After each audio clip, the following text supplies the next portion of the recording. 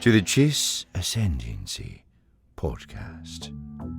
What's up, everybody? Welcome back to the Chiss Ascendancy podcast. You're not getting your normal intro because I don't have Samuel with me, but I do have a special guest. If you're listening via audio only, we have a special treat here tonight. We are recording with the one and only Instagram famous Finndormoon.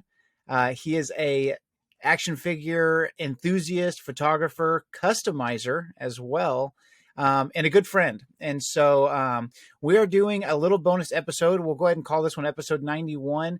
And we are breaking down and unpacking these two most recent episodes of everyone's favorite group of misfit toys from Camino, the Bad Batch.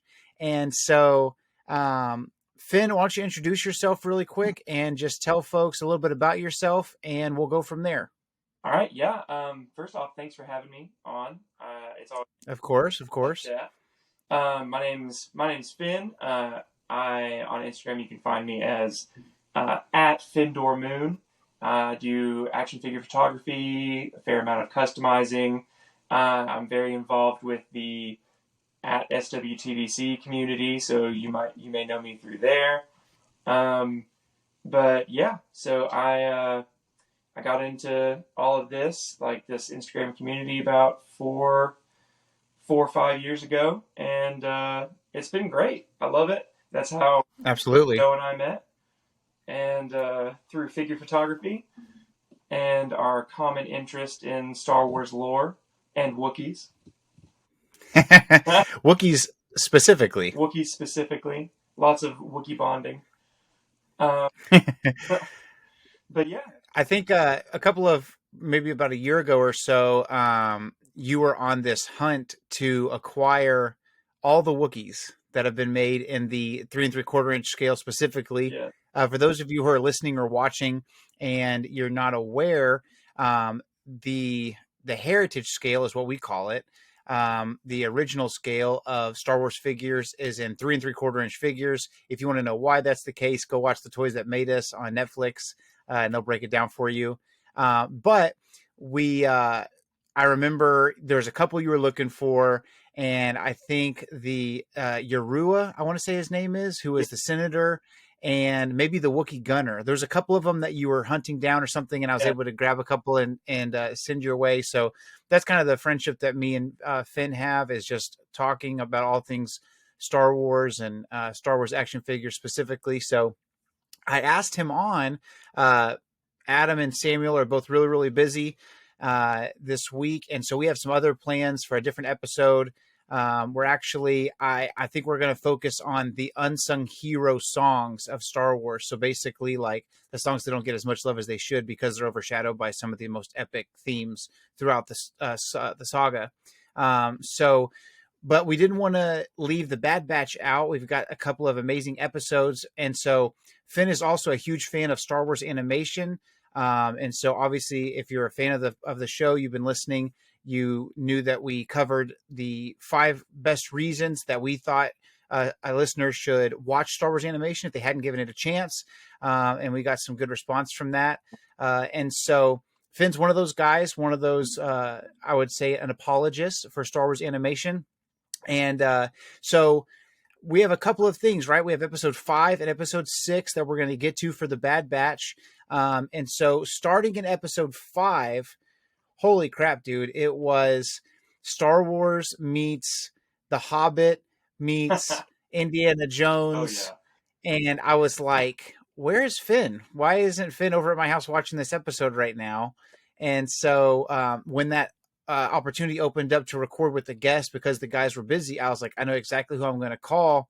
And we were just going to record last night, the last day of January, before this most recent episode of the Bad Batch came out, which focused on Wookiees. And we were like, what are we doing? Let's record both. So for those of you who might be new to the channel, or you're not sure how this works, we have 5 criteria that we always cover when it comes to Star Wars and Star Wars episodes and reviews and things like that. And so here's how it works. You're going to have 5 criteria. We're going to get through them all, and we're going to try to do so in a timely fashion. number one, our overall thoughts. What do we think about it? What do we feel about it? This is where we spend most of our time, I would say, during the episode. And then part two of that is going to be a rating, 1 through 10. We both give our thoughts on the rating. Number 3 is a standout moment from that episode. Number 4, new characters that we met. And number 5, what's next, specifically in this case for the Bad Batch. So, Finn, start us off with episode 5, titled Entombed from the Bad Batch. Give me your overall thoughts, my friend. What did you think? Was your Indiana Jones itch getting scratched or what? Oh man, I tell you what, if adventure has a name, it's Bad Batch. It was phenomenal, man. I mean, I know that a lot of people would probably slap on the filler like tag on this episode, because I mean the overall story of the Bad Batch, it may seem like where's this going? Like, what is this Right. story between like them and Crosshair and what's happening to the clones? It's, I mean, ultimately, I think it was all about Hunter really kind of learning how to let go of Omega a little bit, and Right.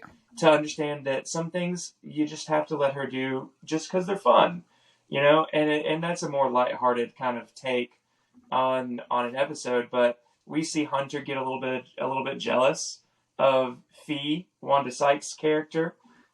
Yep. Omega just thinks that Fee, you know, walks on water in this episode. It's great. And you can tell that it kind of bothers Hunter a little bit, but he's learning to grow past that, learning to understand that, like, Omega is not his. Omega is a person, and that she belongs to everyone, and she can be her own individual human being, just like all of the Batch are, purposely.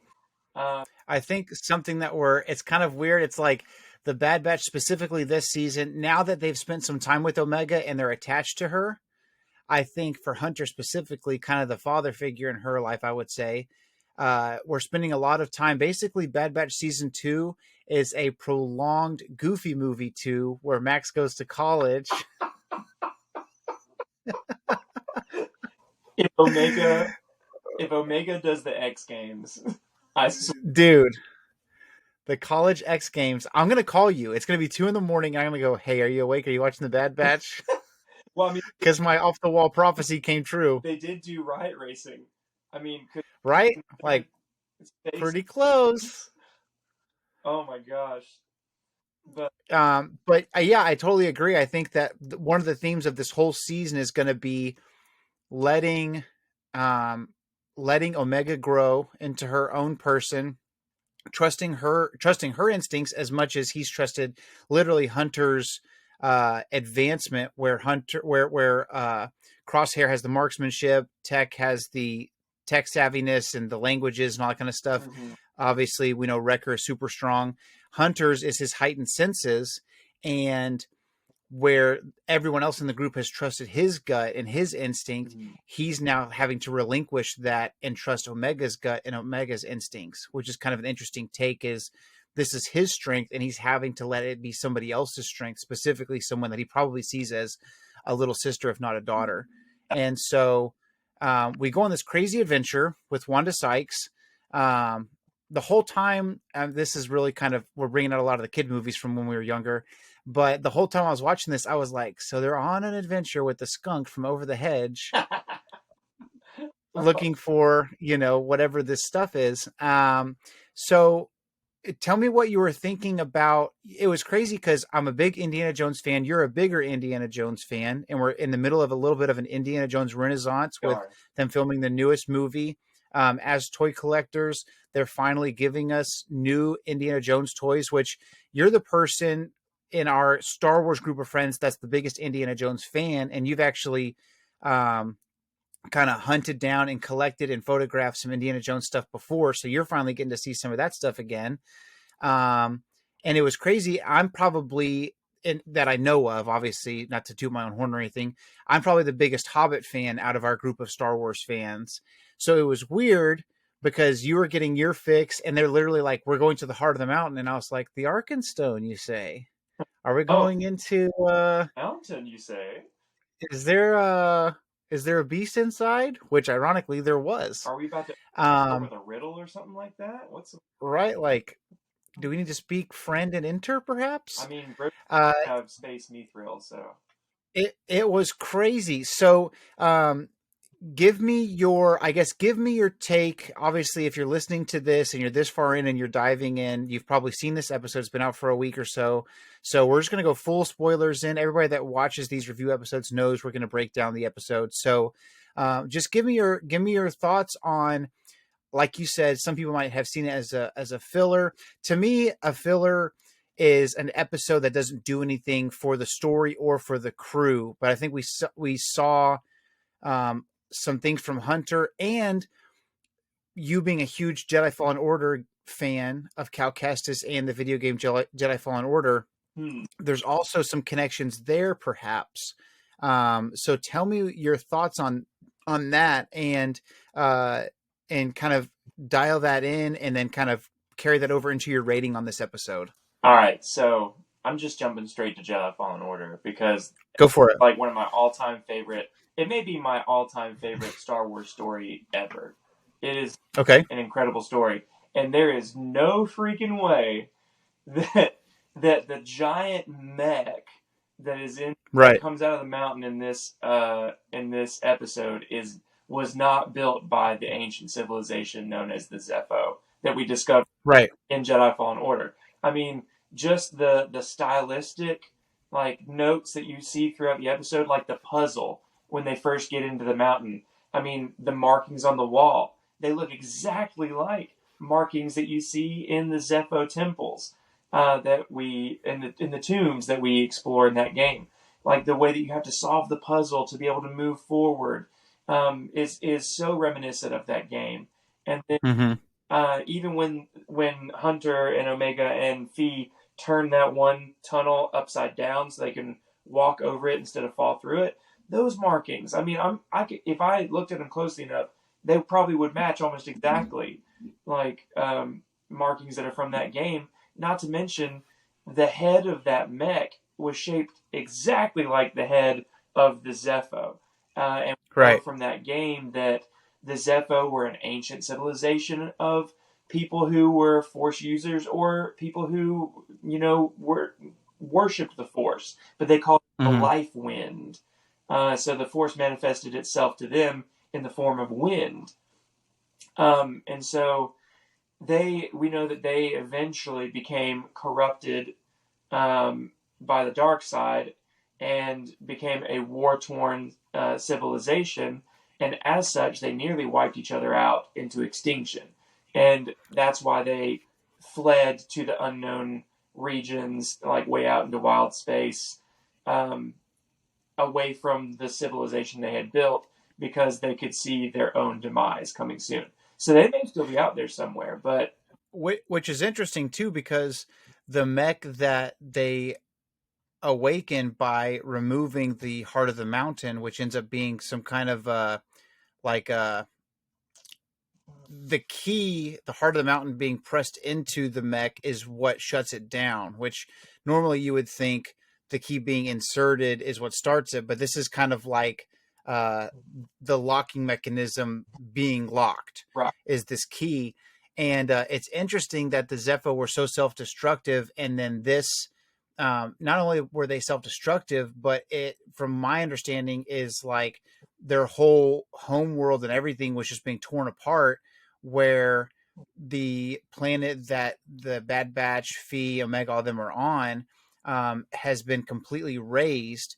And, your immediate thought when you see that is, oh, something Imperial's gone on here, because we've been to Sereno in episode 6. They're on Kashyyyk, and the Empire's the one raising things to the ground, whether it's as a punishment or whether it's to strip whatever world of its minerals and things like that.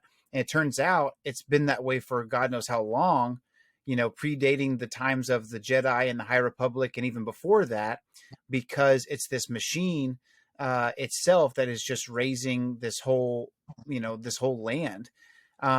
So uh, give me your rating real quick on this episode before we move into some of our standout moments, because we're kind of teetering there. There's some things we want to cover for sure. So on a scale of 1 to 10, a 1 being the D squad in Samuel's opinion, and a 10 being something like the Mortis arc or the World Between Worlds, something along those lines. Give me a 1 to 10 here. I would say that my ranking would be a solid 7. Okay. I reserve some of the higher numbers for just stuff that really just blows me out of the water, especially as it ties into the main story. This one wasn't quite as connected, but I still really enjoyed it. So Yeah. I'm going to go a solid 7 on this one. Okay. I'll match you there. I think 7 as well. I'm an Indiana Jones fan. I'm a big Hobbit fan. I'm a fan of Star Wars animation, and I love that. And you've heard me talk about this before, defending some of the people who hate anything post Revenge of the Sith. Me talking about, man, there's so much more now. And there's things you can. I'm not saying you have to enjoy everything. That's totally your right to not enjoy things, but there's just so much more to enjoy if you want to. And having things like an all-time favorite game like Jedi Fallen Order be connected to something like the Bad Batch, because there's so much going on, I think that's something really cool that we didn't get a lot of in the past. I don't think people realize how hard it was to connect things in the past because everything was its own thing. Like I did a short recently about the Dark Trooper project, and it's one of my favorite things. At the same time, if you're playing Battlefront 2 from like 2005, the Dark Trooper functions like a human being instead of functioning like a droid, which if you dig into it, the Dark Troopers were droids. Yeah. You know what I mean? So, and there's not that connectivity because the people that are writing and creating Battlefront aren't talking to the people who created Dark Forces. You know what I mean? So it's like, Exactly. And then they just kept the same name, So, in a sense, I love that even though there's been some bad, there's been some good, but the connectivity is something that I think is being overshadowed by, the hate. So I think the connectivity of having the Zepho species, they do such a good job nowadays of connecting things if you want them to be connected. But if you didn't know about it, it's not going to hurt the story if you didn't know about Jedi Fallen Order. Exactly. Yeah, I mean, so I'll give it a 7 as well. Yeah, you can enjoy the episode independently from having ever played that game. But if you've played the game, you're going to enjoy this episode a whole heck of a lot more, because you're like, they're not saying it explicitly, but I know, some heavy nodding. I know what this is. Yeah. Okay, so give me a couple, and as few or as many as you want to jump into, a couple of standout moments for you in this episode. So I'll give you one right off the bat. Just having the couple of moments that weren't a huge deal, but I was like, I'm picking up on this, was Hunter's used to Omega mirroring him in his actions, and she's mirroring Fee in her actions with her feet up and how she's talking and stuff like that. So little things like that. What were some things that stood out to you?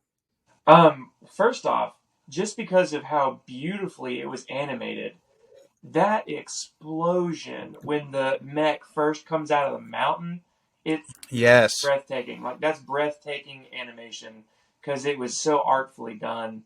And at that point in time, it's almost the last thing you're expecting. You're expecting there to be a booby trap. Like, you pull the precious stone out and something collapses, or this happens. Yeah. A giant mech just like exploding out of the mountain, that was unexpected for me, and in the best kind of way. So I thought that was beautifully animated, and it was a really fun kind of double take moment where I was like, my goodness, what in the world just happened? So that was... What did you, so being a huge Fallen Order fan, knowing in the back of your head, the same way that I'm always looking for Thrawn or always looking for, those things, you're one of those guys that's always looking for Fallen Order connections. How quickly, when that mech separates itself from the landscape and starts moving around, were you like, that's a Zepho? Like how quickly did it pop in your I head? don't know, like 0.3 seconds. I saw the shape of the head and I was like, oh, this. That's crazy. Because I was already thinking, as soon as I saw that puzzle in the entryway, That's I true. was like, oh man, this looks very, very Zepho. And we know that they were on multiple planets. I mean, Cal Kestis finds remnants of the Zepho on their homeworld of Zepho, Dathomir, Kashyyyk, Bogano. I mean, he finds it Yeah. everywhere. And so as soon as I saw that puzzle, I was like, oh man, is this about to be like Jedi Fallen Order connection? And it just kept on and kept on. And when I saw the mech, I was like, yes, it totally is. And in the game, do they ever? I know they disclose the story of the Zepho, but do you ever fight against or see a machine like that, or is this something new but takes the shape of? I know the head shape is pretty much identical to the organic Zepho, but do you ever see or fight or hear about a mech or a machine like this? They never explicitly talk about a mech. They talk about being a war-torn society. But we do see they have these kind of guardians that are in these tombs that you're exploring, and they're these like huge humanoid kind of mech, like almost like almost like if the Zepho had their own version of the Dark Troopers, this would be them. But Okay. what gives it away, the connection, is the kind of energy weapon. That blue energy beam that the mech Mm-hmm. was almost identical to this big opening in the chest of the Tomb Guardians, where they shot out a very similar blue energy Okay. blast like that in the attacks. So, I mean, if this isn't connected, if this is not the Zepho, then some Right. storyboard was like, at Lucasfilm was like, man, this is a great idea. Weird that we haven't used this before. Have we? Right. And like we said earlier, they're so good at connecting things on purpose, even if it's low key nowadays. Yeah. That's what makes me feel like there's definitely a connection somewhere, because it's very rare. I can't really, I'm sure there's something out there, but it's very rare that something is not mentioned that has something to do with something else and it's not very, very purposeful. Like in The Mandalorian, when Boba Fett's walking up to Fennec Shand and you don't know it's Boba Fett yet, but you hear the spurs, and they even put in a little radio frequency static, which, if you're not a hardcore fan, me being like the Boba Fett guy, right? Right. I was like, Empire Strikes Back, he's in the cockpit of Slave One. Like, I immediately knew what that static was. So I don't see a world where it's not on purpose. You know what I mean? Oh yeah, they know. They know exactly what they're doing. Now, let me ask you this. Okay, so new characters, there's not really anyone new because we met Fee earlier on in the season. The mech itself is really the new thing, and then there's the creature inside that's kind of new. So we can kind of move past that part because there's not really anything new as far as characters in this What episode. about the droid, Mel? Rest in peace. Yeah, well, that's fair. That's fair. That was a cool droid. It was That was a cool droid. Fried. It was kind of like an astromech gonk hybrid in a sense. Yeah, if you had like a barrel and you put feet on it, that's what it was. Yeah, I like the droid a lot. Moving forward to this final portion of this breakdown, the what's next part. This is some of the Chiss Ascendancy specialty is what's next, and then calling these crazy crate dragon shots. So let me ask you this: they leave this world. They don't get the treasure. They don't keep the key. That sort of thing. Fee kind of learns to put others first. She's a pirate, but she lets go of the treasure because it's going to shut down the mech, and it ends up melting down. So you lose the key, you lose the heart of the mountain, but it destroys the mech supposedly. Mm-hmm. Do you think that this is just a one-off? And like I said, I don't believe it's a filler. I think it's character building for Hunter. I don't think it's filler if it's fun. Like Dragon Ball Z, love it to death, but it's got some episodes where it's literally just like Frieza and Goku screaming at each other, and it's like, will it happen next time on Dragon Ball Z? You know what I mean? that didn't happen. It's a fun adventure. It's an extreme nod to Indiana Jones. Do you see the connection with the Zepho or this mech or the energy weapon? Do you see any of this reappearing, not just necessarily in the Bad Batch, but in future Star Wars stuff, not further back in the timeline, but further forward in the timeline? And if so, where do you see that happening? Um, as far as the Zepho connections, the only way I really see that being connected and moving forward in a likely scenario would be in the next in Jedi Survivor, the next game in the Jedi series. Since Cal Okay. all of that experience with the Zepho, but I think the big takeaway from this episode is we got a lot of development for we learned more about Fee. We got more development for Fee, a character who is obviously going to be sticking around for a while, and we got to see some more development from Hunter and from Omega, Okay. and especially because we're seeing Omega become a more competent member of the team. I mean, she's over here pretty much solving all of the puzzles. Everyone else is like, oh no, we're trapped in this tunnel. And Omega's like, hey, why don't I use this thing, and saves them. And then, oh no, Right. go through the hole. Like, I'm going to twist this around and save everybody. But I think that's the big carry forward, is the development from those three characters specifically. Mm-hmm. But yeah, as far as the Zepho connections, I mean, if it doesn't show back up in Jedi Survivor, then the only other time I would ever think that it might show up is maybe Ahsoka, because she seems to kind of have more connections with more obscure areas of the Force.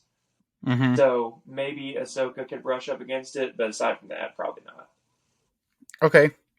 I agree. I think the energy weapon could be something interesting if the Empire were to find it, but it's so remote and the map is destroyed, the compass is destroyed to get there, so I don't really see that being a thing. Um, so I agree. Maybe it's a one-off and it's just a really fun adventure, and we move on with our lives. Not everything has to be connected, even though I'm a big fan of all that. Yeah. So moving forward, we're moving to episode 6 of this season, which is titled Tribe. And so the batch is on a mission. We find ourselves on a base seems to be run by some kind of security droids kind of thing. They seem, maybe they're working for a bigger company or something, but the whole station seems to be run by these droids. And the Bad Batch is delivering basically some forged technology, which is really all just to get us to the other cargo that they have. So give me your thoughts on today's episode, my Wookiee friend. Gunji is alive, man. Oh my gosh. I'm so excited about this. I mean, I know a lot of people didn't like the arc in the Clone Wars where it was all the younglings and they were on Ilum finding their lightsaber crystals, and then the pirates attacked, and it was this whole big thing. A lot of people theorized that was kind of, that arc served as like a backdoor pilot, because George Lucas was thinking about maybe branching off and doing a spinoff around these younglings. Mm-hmm. And people have theorized for a long time that they had survived Order 66 and that they would show up again. And that's kind of true, because Gunji has shown back up, but based on the state that he's in this episode, I don't have a feeling that the other ones are still around, you know? No, me neither. I think this is a lone survivor situation. But yes, I'm so excited to see Gunji again. I just get really excited, one, about Wookiees, because they're amazing. Two, I love stories about Jedi who have survived Order 66. And when you wrap both of those together in the same amazing package, it's a win-win. It's a win-win. It's going to be a fantastic story. So I love seeing how Gunji it's not like he's this carefree, kid anymore. He's seen some stuff. I mean, this guy is scarred. You can tell he's got PTSD. He doesn't trust hardly anyone. He reluctantly takes the help of the Bad Batch to get out of the situation on the space station. And it takes him a minute to warm up to them. But Omega is really the one that kind of moves in there and bridges that gap, because she's very good at doing that. Like, Omega hasn't ever met a stranger in her life. And I think it's interesting because for those people who might have thought that episode 5 was a filler, if for nothing else, the trust and the maturity that we see between Hunter and his decision to trust Omega's ability and her instincts really plays off at the very beginning of this episode, because she goes off and she finds Gunji and she's trying to rescue him, and he's like, okay, we're going with it, we're rolling with it, let's do it.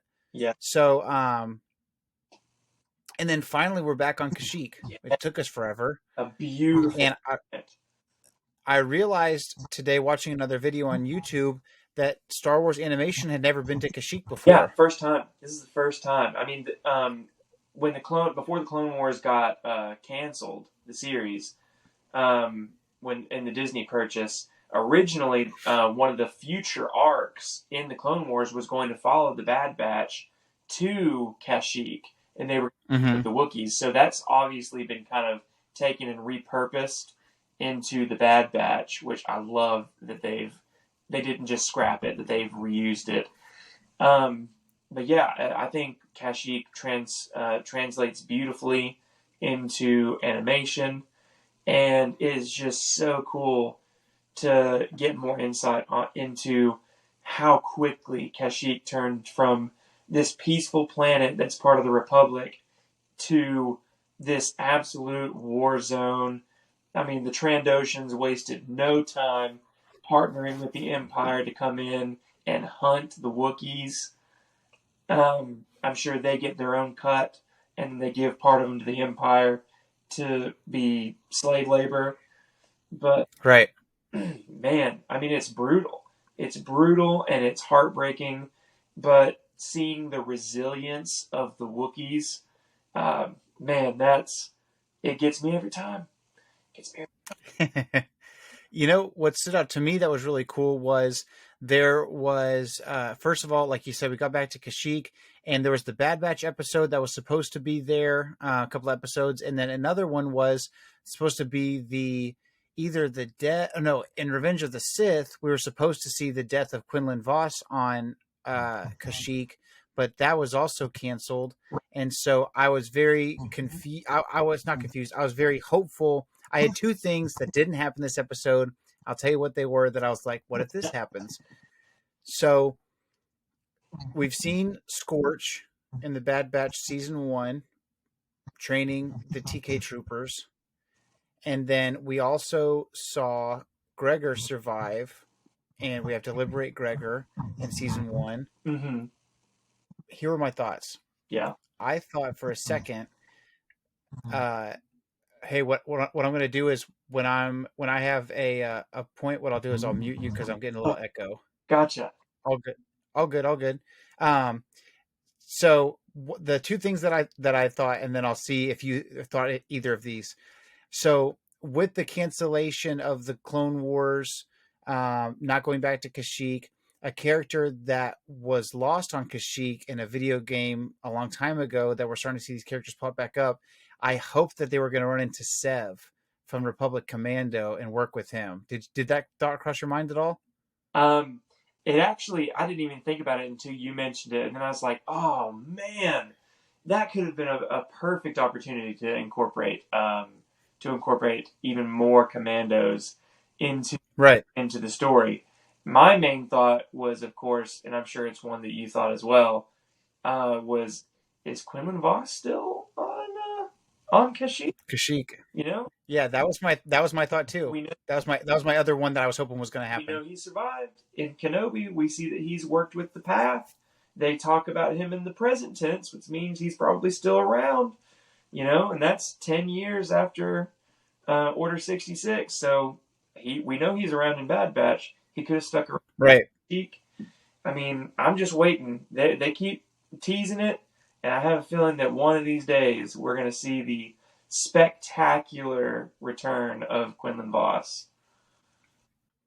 the handsomest, most sly, smug, smoothest Jedi that ever walked the face of the earth. I can't wait to see him. There you go, bro. I knew you were gonna have him there, I always gotta have my setup. dude. I hope we got a bunch of reveals today at the Hasbro live stream. And as much as I'm a bigger fan of the classic scale, I am excited for a deluxe Malgus in the Black Series. And we still have never gotten I would love a Black Series Quinlan Voss, but we never got one. I'd love a retooled Quinlan Voss for the vintage collection, but maybe we'll get that if he shows up later in something. That would be phenomenal. I mean, the vintage collection Quinlan Voss that they have right now is really, really solid. Of him from his Phantom Menace appearance, the birth of Quinlan Voss, but yeah, no, if he does show up again in relevant media, like newer media, I hope they jump on that and get a figure out there in the vintage collection. That would be Well, it's my favorite. Do you have the Clone Wars version, the 3 3/4 inch Clone Wars I Quinlan? I don't. I have one of the comic It, pack versions, and then I have the vintage collection version. if you look up Jedi Temple Archives or whatever, and you look up the Clone Wars version, that's my favorite Jedi lightsaber that they've ever released for a figure because he has a really, really long handle. It's almost like a broadsword, Yeah, like it's super cool. Bur Yaga from the High Republic. Yes, exactly. Okay, so give me a rating, 1 to 10 on a scale of D Squad to Mortis on this episode here. Um, this episode hits me and it checks all the boxes, man. So I'm gonna give this one a 9.3. I'll Okay, leave a little bit of a margin for absolute, like there's perfection. nothing better than this possibly ever. But yeah, that this one checks all the boxes for me. So I'm gonna give it a really high score. Okay, 9.3. I'm giving an 8.8 just because nines are like really high for me, but it did check a lot of the boxes. Obviously, I'm a huge fan of Wookiees. I'm a huge fan of Trandoshans. I love there's some stuff in there that really stood out to me. For instance, the way the Wookiees the way the Wookiees connect to the Force that resides in all living things, right? Like, Yoda's famous lines from The Empire Strikes Back, the Force surrounds us, binds us together. And he says, the rock, the tree, this. And so getting their connection to the Force from the Rocher trees on Kashyyyk, I had never seen that or heard of that before, and I knew they had a very spiritual connection to the trees. But that was really, really cool. What were you thinking when you saw that? Dude, I love obscure, like, you know me, I love obscure, like, nuances to the way people see and observe the Force. That's why I love the High Republic, because everyone Right. way that they observe the Force. But like, but yeah, I thought that was so awesome. A really awesome way to just, um, further our understanding of how the Wookiees connect to their own planet and how the Wookiees connect to the Force, which in a way kind of makes all of them a little Force sensitive. If they, Right? I was thinking that same thing. yeah, they can all sense and seemingly understand what the forest and what the nature around them is telling them. I mean, the forest is giving us this plan for how we're going to fight back against the Empire. This tree just told us that we need to, call upon spiders to eat all of them. Like that's awesome. Like it's so cool. Like their connection to all life on their own planet it's sacred and it's deeply seated in their lore, both canon and legends. Mm-hmm. It's just really neat to see that like manifest itself on screen, and I hope that when we see like Wookiee Jedi going forward, like we've seen with Gunji, and then of course in the High Republic with Bur Yaga, I hope that they keep giving us little bits like that. Yeah. I think that the Wookiees seem to be. We deal mostly with humans because we're humans, so all the main characters for the most part are humans, right? But I think that it seems to me the Wookiees have a deeper spirituality to them than the average species, and maybe it's their longevity of life. Maybe it's because Kashyyyk is so interwoven with each other, with the different species, even. Um, so I thought that was really cool that they were connected through the trees to make a plane and stuff like that. Again, a very Lord of the Rings feel to me with the Ents and things like that. Um, so Yeah, it was. give me a couple of standout moments for you there. Yeah, I'll just say, Kashyyyk, especially with all the spiders, is basically Mirkwood Forest. Yeah, 100%. Start space Mirkwood Forest. That's it. But standout moments. I mean, Gunji pulling his lightsaber back to him, the triumphant reveal. That was Yep. incredible. Literally any scene with Gunji, a standout scene for me. But I do love there at the end with Omega and Gunji having bonded over this whole episode. Um, they're sitting there like kneeling down, eyes closed. They're placing their hands on the Rosha tree, and almost like meditating together. Mm-hmm. And it just goes to show that Omega, everywhere they go, every person they meet, Omega opens herself up to all of the possibilities, to every ounce of culture and understanding and empathy of every other person. I mean, even in season one, that jerk, that Deveronian guy, that was like Yeah. spamming Sid, like when they were gonna hurt that guy at the end, the Pikes, she was like, "No, no, don't hurt him." And we're like, "Dude, what? What do you mean don't hurt him? He's just been screwing everything up this whole episode. He's the bad Mm-hmm. this episode." And she's like, "No, don't hurt him." Like she understands that at every base level, like you are a sentient being, and Mm-hmm. you deserve respect and care because of that, and nothing more, nothing less. And I think that's really neat to see where Omega's story is going. And this moment with Gunji just helps to push that forward and Mm-hmm. in our understanding of who is Omega and what is it that she brings to the team of the bad. Yeah. Yeah, I would say I was thinking that same thing. Whenever I saw her and Gunji both touching the tree, I was thinking to myself, like, okay, we know everybody else has some kind of a special ability, and Omega is an unaltered clone, but is this season or is this show gonna ultimately like, in my opinion, I think the Bad Batch is fantastic. I love every character. I love every part of the team. There's things I like about all of them. There's really not a character on the group that I don't like. Um, but it seems like it's trending toward it being Omega's show, and everybody else is just living in that world. And I'm wondering if this is part of her journey. And like, I don't know, Star Wars is so different from like reality in a sense that if a clone is unaltered but it's also a female, like who's to say that she's not somewhat, I don't think she's force sensitive, but like did you get a like, to me maybe she's just trying to identify with Gunji before they, part ways or whatever, but I don't know. I didn't know if it was like the most subtle nod to her feeling something from the trees as well. And is that because Kashyyyk is so hyper spiritual? Or do you think that there's a chance she has some kind of stronger connection to the Force that we just don't know yet because it hasn't been developed, because the clones don't, they don't have a way to sense that?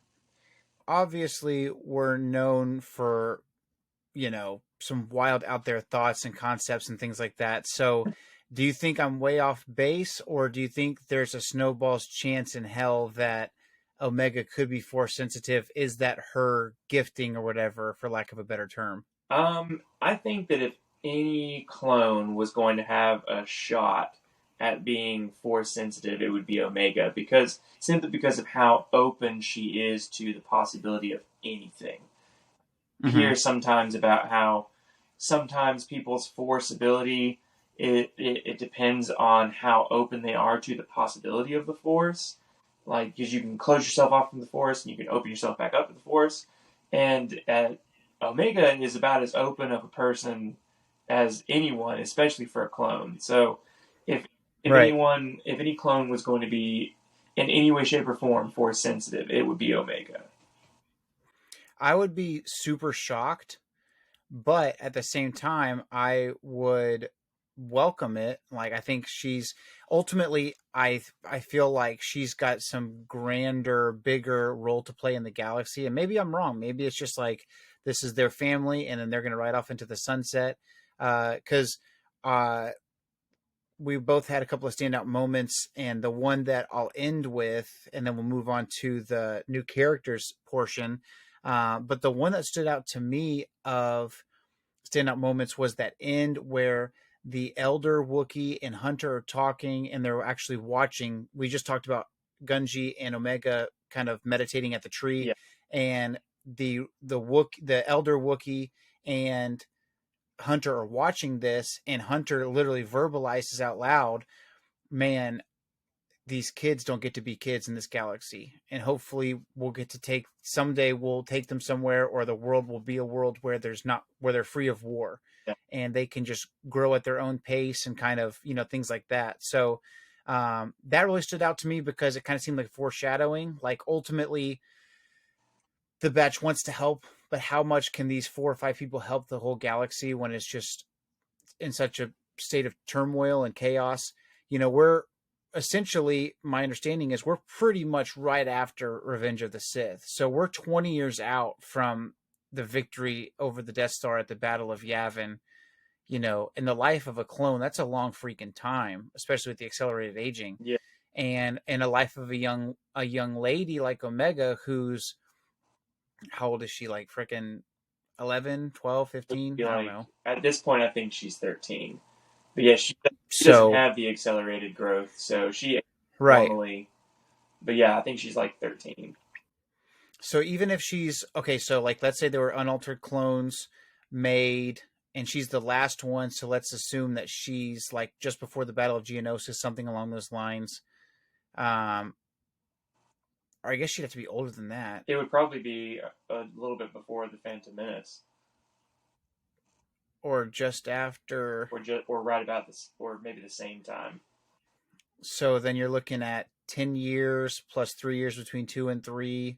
So yeah, she's like 13 or 14. So by the Battle of Yavin, even unaged, unaccelerated, she's 33, 34, 35, somewhere in that ballpark. Full on adult. So I don't know. It's just interesting to see, like, ultimately, is this show just going to serve itself, which is totally fine. But like we've said so many times in this episode, they do so much connectivity. I wonder where it could possibly go. You know what I mean? Yeah. Yeah. No. So I know a lot of people were theorizing. All right, Book of Boba Fett, who's going to show up? Is Omega going to show up? And then, but that would have kind of cut the Bad Batch out at the knees, because then there's no threat anymore because Omega's going to make it. Yeah, because like if I don't know that the Bad Batch has, obviously we're like halfway or a third of the way through the season. I think there's gonna be 12 episodes or something like 16. that. 16. So we're just a little bit over a third of the way in, Right. and I don't think that there's been any. We don't know where the story's going, but ultimately, I think they're either going to all die or ride off into the sunset by the end of the season, just based on the names of the episodes, where it's like, Operation 99 or whatever, and they're Clone Force 99, where it's like, okay, is this it? Is this the Dirty Dozen? Like, yeah. So maybe if there is a Book of Boba season 2, Omega could show up in that if the Bad Batch ends after 2 seasons. Like, I don't know. They've done a decent job of knowing when it's time to end a show. Like they could have made Clone Wars for forever and we would have watched it, but it felt really good after season 7 to like let it rest. So I wonder if after the second season of the Bad Batch, if they're gonna, there's no way of knowing, but I'm interested to see if season 2 will end and it be like a satisfactory, like, okay, cool, this feels like closure. Right. See, I don't know. I wonder if they're gonna stick to like a 2-season thing, kind of like what they did with Resistance. They've done a lot of Right. shows that have shorter stories. Like Resistance is Right. only 2 seasons. Kenobi, as far as we know it, is 1. Book of Boba Fett may only be 1. Hopefully it's 2. But I saw a poster. It was like either Spain or Mexico or something, where it talked about season 2 coming soon. yeah, so that leads me to believe that there's a chance. Hopefully, it's out there. Andor's only 2 seasons. It was originally 5, but they've shortened it to 2 I mean, for reasons. But yeah, Right. I mean, I think that Bad Batch has a shot at going longer. Like maybe I think so too. Especially the style of story that it is, where it's kind of independent. Like 4 seasons seems like a solid number. That's like what. Yeah. I could see Bad Batch going on for 4 seasons. And honestly, my personal opinion, as a Bad Batch fan and as a Boba Fett fan, I can live without Omega and Boba Fett meeting right away, if it means that, because I want a Boba Fett season 2 to focus on Boba Fett more. Yeah. Ironically, I felt like we didn't get enough Boba Fett in his own season, right? Yeah, in his own show. You know, yeah, we got the first 2 episodes were very heavy on his character development, and then we kind of departed from that. And I still loved the show, Yeah. but I would love a little bit of a darker show, a little bit of a I would love for the Book of Boba season 2 to feel more like what we got in episode 5 of the Book of Boba, where the Mandalorian was doing things by himself. Yeah. And maybe if my prediction of Finnick being the one that killed the Tuskens is true, and Boba has to kill her in return, maybe he'll be on his own more, and we'll see more of that.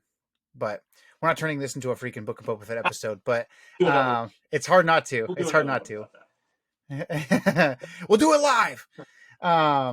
Okay, so a couple of things we got to cover. New characters in this episode, which there's a plethora. Yeah.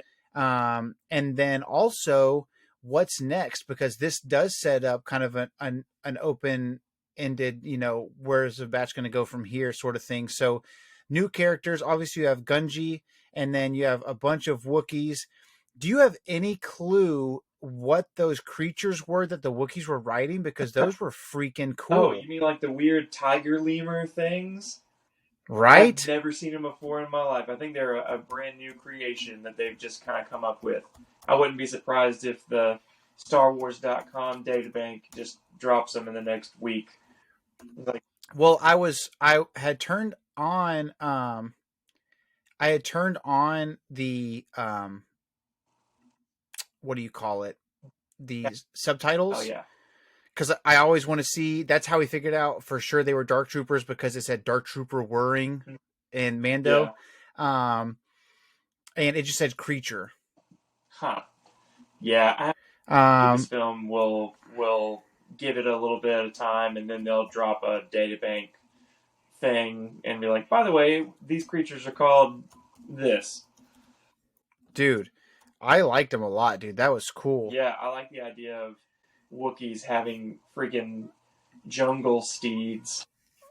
Yeah, it was like like you said, it was kind of like a tiger with like giant bat ears. Yeah. Which makes sense, because like obviously in a jungle, like to hunt or to not be hunted, like in that dense, freaking Jedi Fallen Order really opens up your eyes to how freaking scary and like Australia 3.0 Kashyyyk is. Dude. Holy crap, dude. When I first saw the spider webs, I was like, oh my gosh, those Y-Shock, like the giant Y-Shock spiders are about to show up, and those bro, for real. Me out, man. They're so amazingly designed, and they're so realistic that they terrify me, man, because I don't do spiders. And these things are... Me neither, bro. And so whenever I saw the spider webs in this episode, I was like, oh no, I'm bracing for it. Oh, here they come. And they were weird other spiders that were still super terrifying, because they have a weird, like a claw appendage that they can just... Yeah, dude. But yeah. And then you also had, so the Trandoshans were back. That was super cool. I obviously loved the rivalry between the Wookiees and the Trandoshans. Yeah. And then you had Commander Venomore. Am I alone in this, or did you feel like he looked kind of weird compared to the other Trandoshans? Like his face was almost a little bit different shape, Oh right? yeah, like the other Trandoshans looked like Bosk, and he looks like he was from the land before time. Like he looked like a. He looked like uh more bird-like than Yeah. lizard-like. His snout was kind of His like head curved in a was sense, more rounded back here. And less square, it right? was more rounded, and he was a little pointier up at the front Mm-hmm. instead of having kind of a snubbed nose and spikes like on his head. He didn't have Yeah. a round, flat head. Yeah, he was a conniving son of a gun, and it was crazy because whenever him and Gunji face off 1-on-1, your instinct is like, oh, cool, finally a showdown between a Wookiee and a Trandoshan, and it's cool because it's like Gunji lets the forest fight for him, and that's when those spiders come back. Yeah. And dude, I'd sooner be cut down by a lightsaber than have those spiders wrap you up and take you up into God knows freaking where. You know what I mean? Just shoot me right now, shoot me right in the face. That was some straight up. That was some straight up outskirts of Las Vegas type stuff where it's like, you know what I mean? Dude, I was like, whenever that happened, I was like, nope. I was like, this guy's gonna end up on CSI. That's what's Get my happening. stamp. Nope. No, thank you. Close that one. Close that case. I would rather you just shoot me. Nope. So Commander Venomore, and he was supposed to be in that original Bad Batch arc that was going to be in the Clone Wars as well. So it was cool to bring him back. Oh yeah. And then you had a couple of clone troopers there, but very, very minimal. And then I guess Gunji and the other Wookiees are going to have to retreat further into the Rocher Forest. Yeah. Probably. Which it's so sad because it's a victory, but because of how much we know down the road, it's going to be really short lived compared to what we know of what's happening to Kashyyyk long term. They may end up joining Tarful in the Shadowlands of. Yeah. Saw in Jedi Fallen Order. Also, just side note, I'm a sucker for salvaged equipment, like Clone Wars era equipment showing up in. Yep, the droid tanks. So the droid AATs that have been repurposed by the Trandoshans, and they put flamethrowers on the front of them.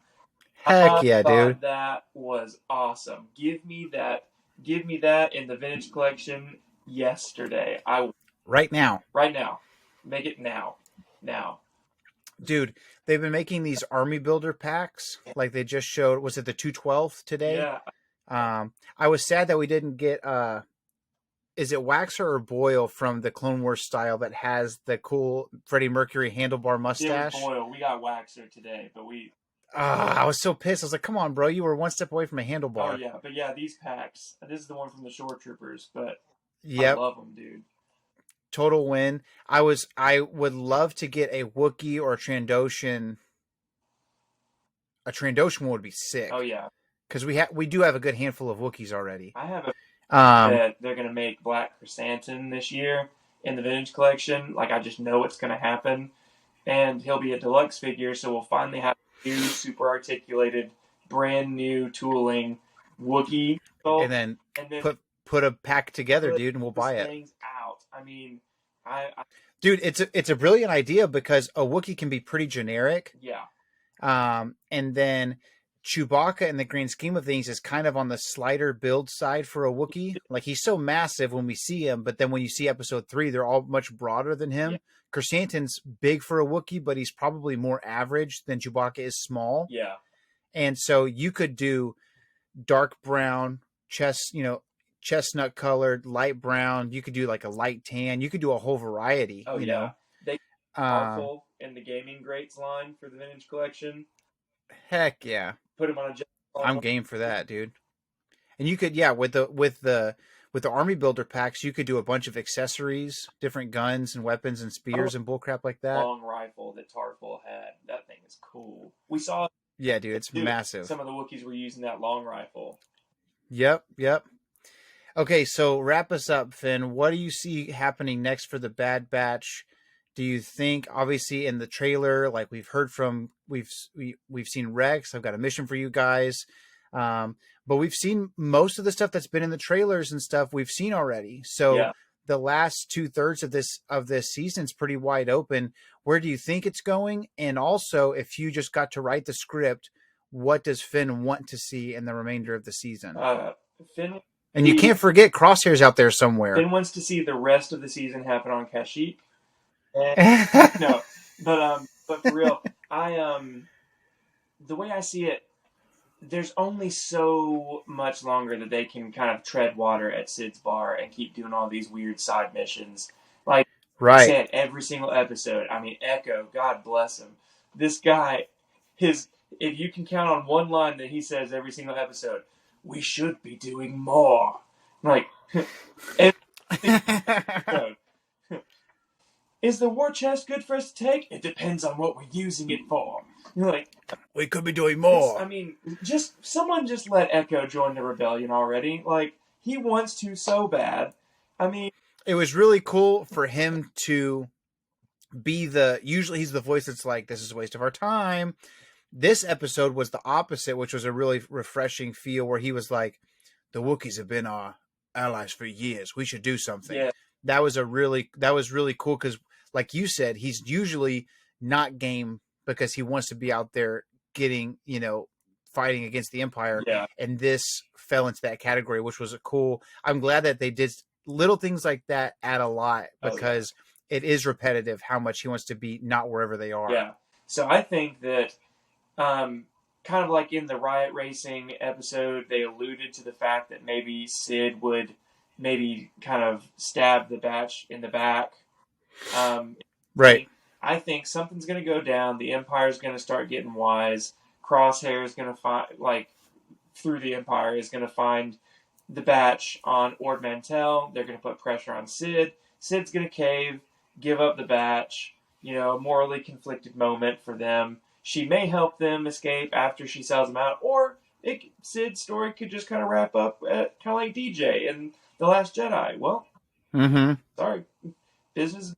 Yeah, exactly. But I think that is going to be the step that pushes them into this fight, and they realize, all right, what Rex is doing here, we need to get into that. We need to be a part of that. Rex told us on Braca that if we're ever interested in getting back in this fight, that we know where to find him, and now we don't really have a choice.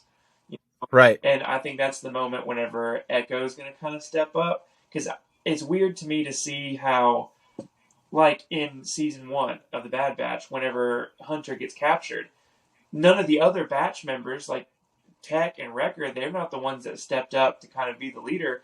And it was Echo. He stepped up as the de facto leader, even though who's an ARC he's trooper. A reg. He's not even a genetically altered clone.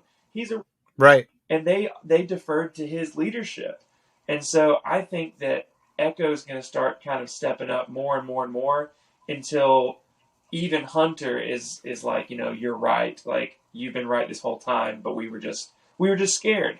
We tried to find another way out of this, but we realized that the state of the galaxy being how it is, there's just not. We're going to have to get into this fight if we want any chance of a better future for Omega. And ultimately, I think that this may culminate in a big clone rebellion against the Empire, maybe with the Bad Batch and with Rex at the helm, and maybe Cody joins Rex and they lead this.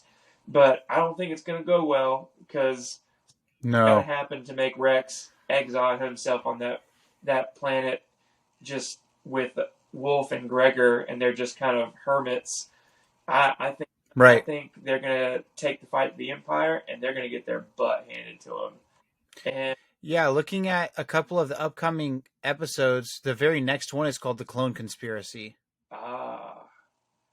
And it looks like, so I'm on Wikipedia right now.